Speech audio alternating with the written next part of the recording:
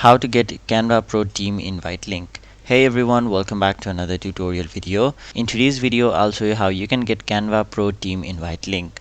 So if you want to join Canva Pro through invite link, you'll have to basically follow these steps right over here. So you'll have to first of all visit the Canva on your mobile device or your computer.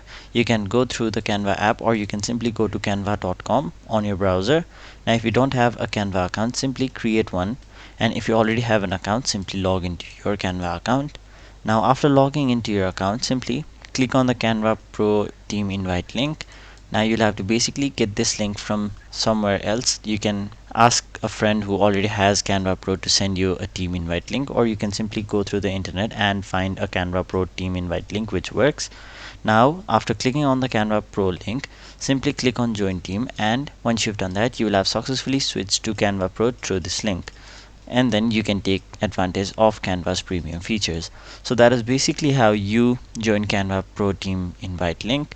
That was it for this video. Hope this video was helpful to you guys, and if it was, make sure you like this video and subscribe to our channel so that you don't miss out on further videos such as these.